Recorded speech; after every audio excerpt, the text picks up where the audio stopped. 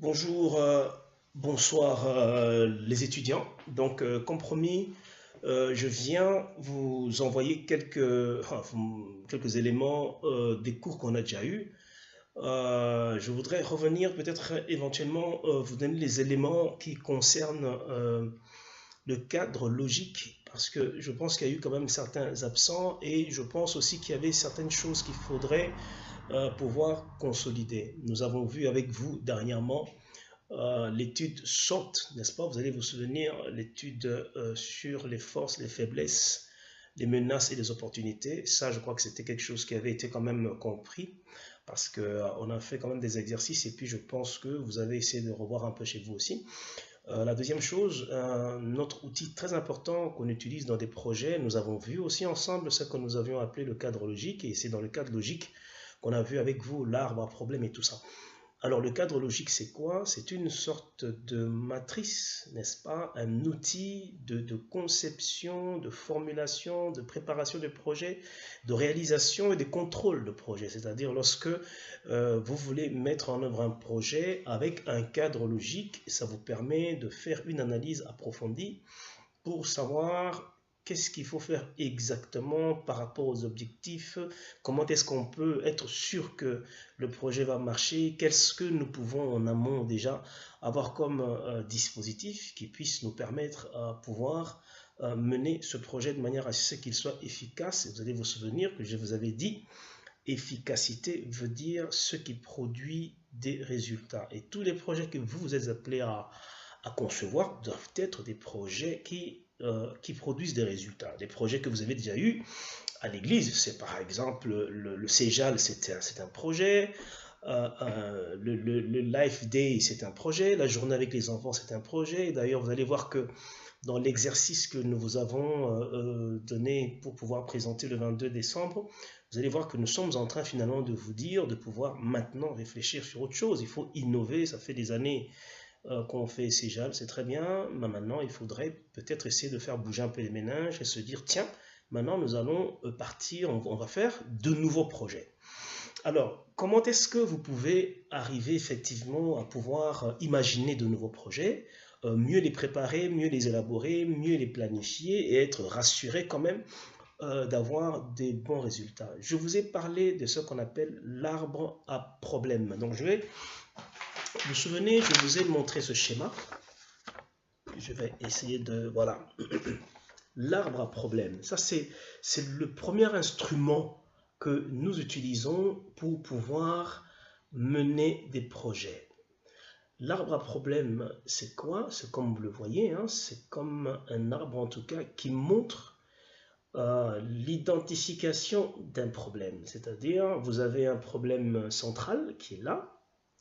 C'est le problème central que vous avez identifié. Ça peut être dans le département, ça peut être dans vos familles à la maison, dans l'entreprise et tout ça. Et lorsque vous avez identifié ce problème-là central, partout, ce sont les conséquences du problème. Ce sont les conséquences du problème, c'est-à-dire vers évidemment les feuilles et tout ça. C'est juste pour dire que les problèmes peuvent produire des fruits, des conséquences. Je donne un exemple. C'est par exemple le problème qui avait été évoqué déjà une fois pendant nos cours, c'est de dire, par exemple, nous avons un problème, on n'arrive pas à avoir suffisamment des jeunes dans nos réunions. C'est un problème. Alors, le fait que les jeunes ne viennent pas suffisamment dans les réunions, c'est le problème central, comme vous le voyez là. Qu'est-ce que cela a pour conséquence? Cela a pour conséquence que voilà, nous avons une faible mobilisation, ça c'est une conséquence. Une autre conséquence, c'est que voilà, c'est quand même un manque à gagner parce qu'il y a des jeunes qui pouvaient être mieux gagnés à Christ. Mais comme ils ne viennent pas à nos activités de la jeunesse, c'est quand même un manque à gagner, c'est une conséquence. Une troisième conséquence, ça peut aussi être, par exemple, l'ignorance. Ce sont des jeunes qui restent dans l'ignorance et qui vont continuer éventuellement à vivre dans les péchés. Et voilà, mais ici, on peut continuer plus loin. Le fait que, par exemple, ces jeunes-là vivent dans l'ignorance, ici par exemple, quelles sont les conséquences? C'est que c'est des jeunes qui vont vivre comme des chiens, c'est des jeunes qui vont créer des dégâts peut-être dans la cité et tout ça. Et on peut continuer à crier, à proposer des conséquences de ce qui peut arriver. Alors, ce qui se passe maintenant en bas, c'est quoi? C'est que vous avez le problème qui est là, le problème central. Et ici, nous trouvons les causes. Voici là, ce sont les deux premières causes qui ont été trouvées. Le problème, le fait que les jeunes gens ne viennent pas suffisamment dans nos réunions des jeunes, c'est un exemple. Une des causes, c'est que voilà, ces jeunes gens se sentent sûrement exclus parce que il y a éventuellement des groupes qui se sont créés et eux, ils ne se retrouvent pas. Vous vous souvenez, on avait utilisé l'expression ostracisme, peut-être sa cause de l'ostracisme, ça dit l'exclusion. Une autre cause, ça peut être, par exemple, l'information. Hein. La cause, c'est que voilà, les gens ne savent pas. Ils n'ont pas l'information comme quoi il y a des réunions des jeunes qui se font. Bon, maintenant, nous partons à partir de cette cause-là. À partir de cette première cause, on peut tirer d'autres causes.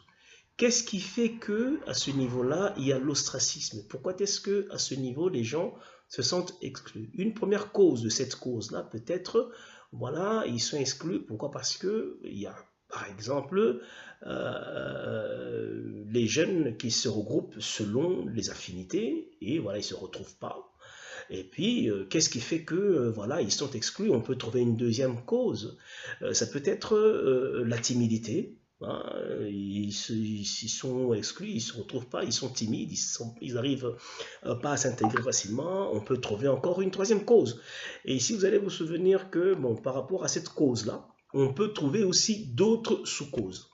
Et vous voyez, plus on va vers le bas, c'est-à-dire on va vers la racine, ça veut dire nous allons plus bas trouver les causes des causes, ça veut dire les causes à la racine. Et si nous commençons à régler les causes à partir de la racine, on est sûr de régler le problème central. Alors, lorsqu'on a fini l'arbre à problème, qui consiste à identifier le problème central, à pouvoir trouver les causes, les grandes causes de ce problème central et les sous-causes, évidemment, il y a toutes ces conséquences qui sont énoncées nous motivent à pouvoir trouver les causes et se proposer de trouver des solutions. Et la deuxième chose à faire, c'est de faire le même arbre. Mais maintenant, ce ne sera plus un arbre à problème, mais c'est un arbre à solution. C'est-à-dire, et c'est très simple, vous allez refaire exactement la même chose. Ce qui change, c'est que vous allez formuler tout ce qui va apparaître sur l'arbre à problème, vous les formulez à l'envers. Je donne l'exemple. Le grand problème ici, c'est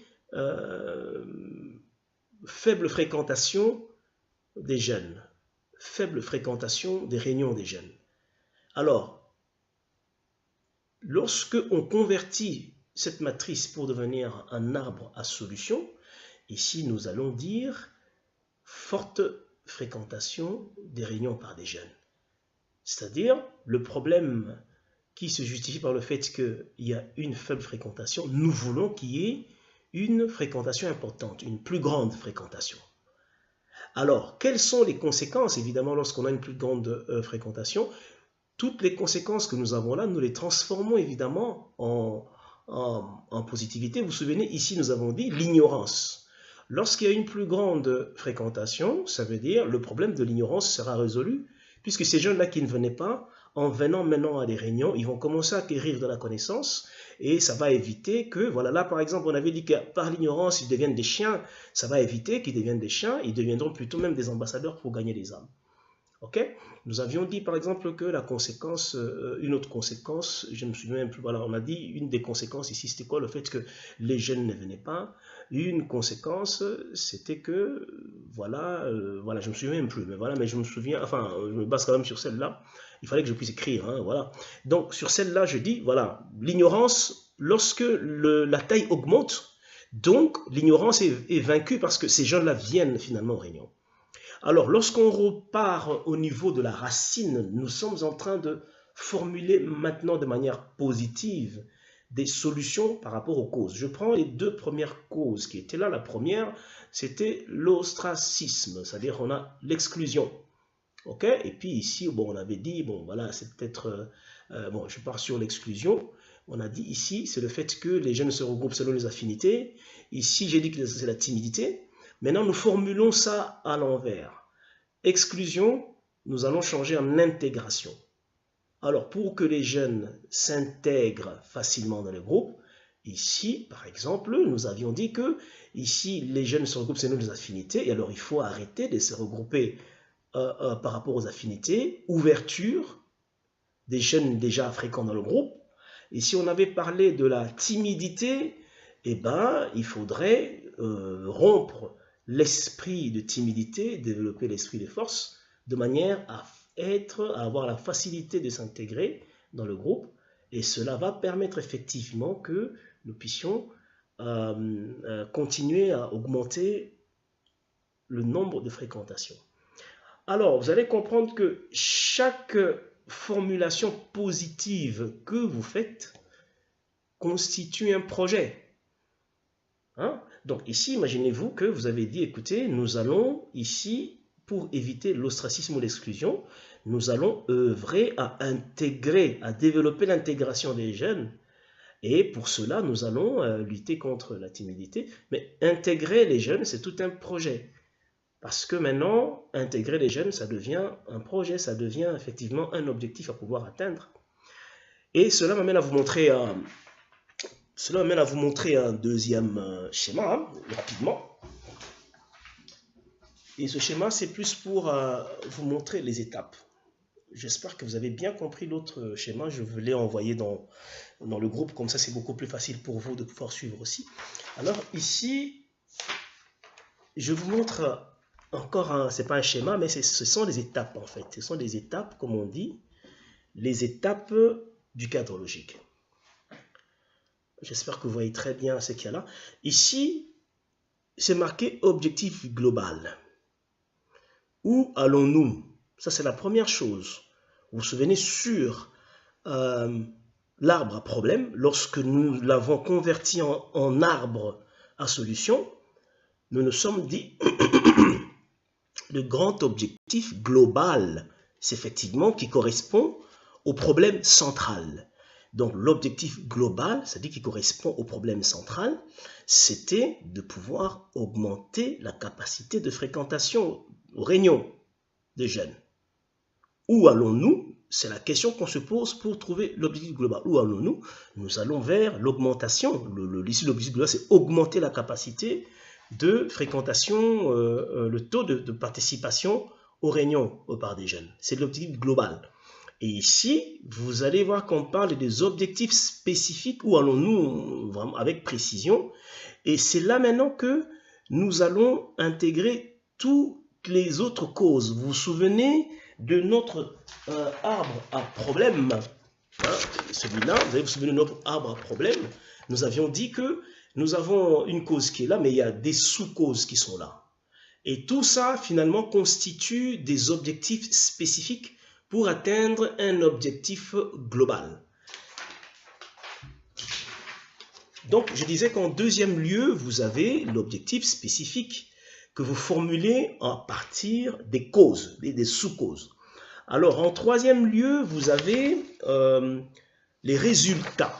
Les résultats, c'est, il faut répondre à la question « à quoi voulons-nous arriver ?» Maintenant, ici, lorsque vous vous posez la question de savoir, attends, je vais arranger ceci, j'espère que vous voyez ce que j'ai, les résultats, à quoi voulons-nous arriver? Ici, vous devez avoir beaucoup plus de précision. Vous vous souvenez de l'objectif global qui correspond évidemment au problème central. Vous dites que voilà, nous devons développer le taux de participation. Mais maintenant, les résultats ici, il faut que ce soit beaucoup plus précis.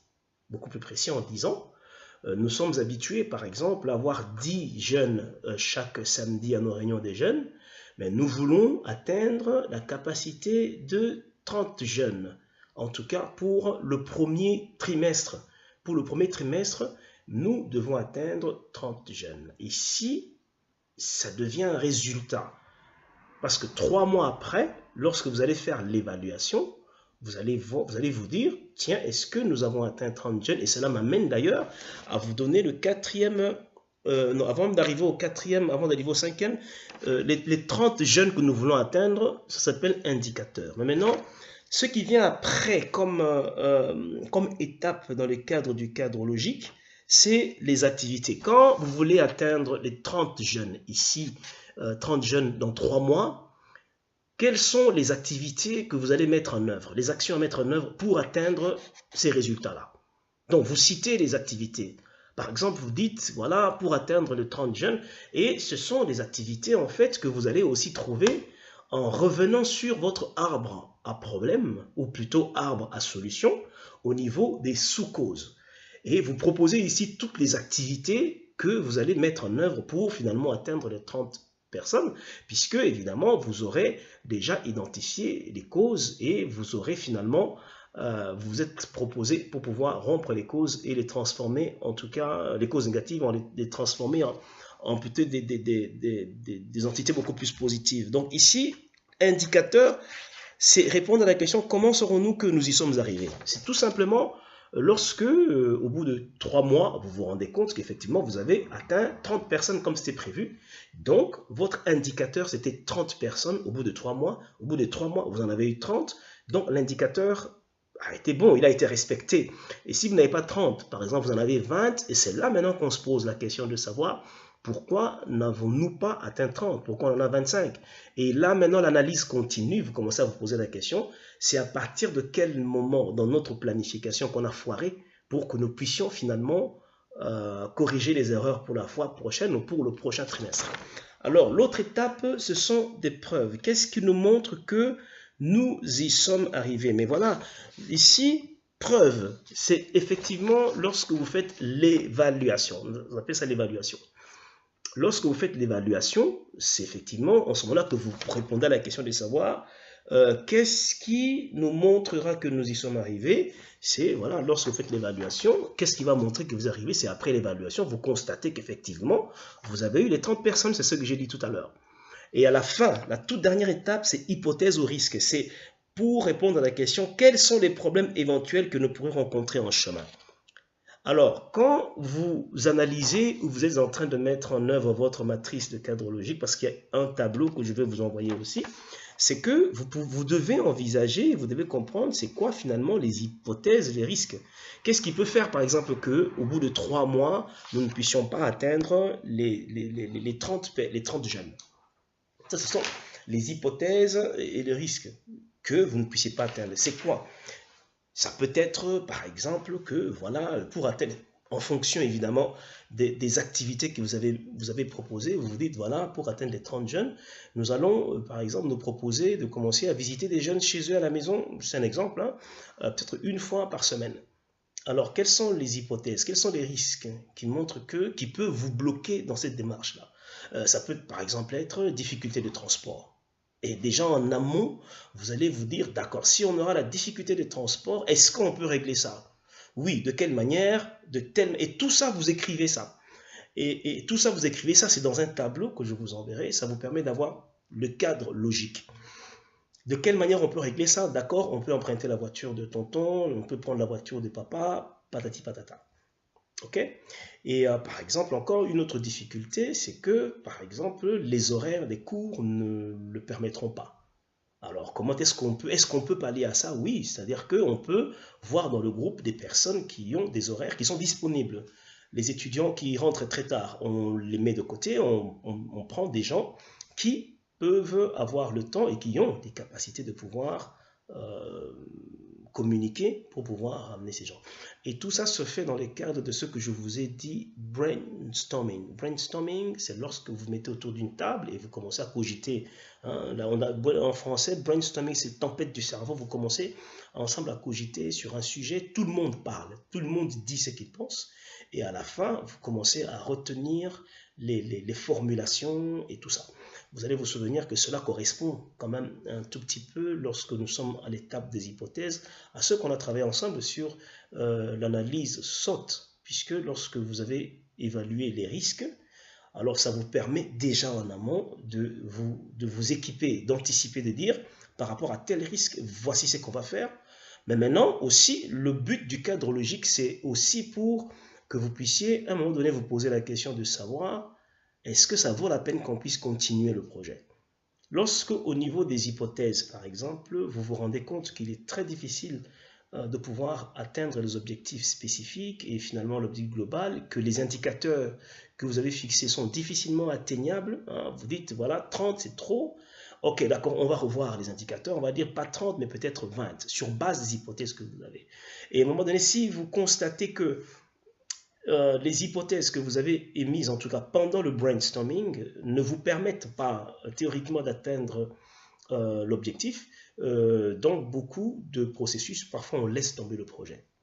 On laisse tomber le projet si on n'a pas trouvé des moyens de pouvoir arranger ça.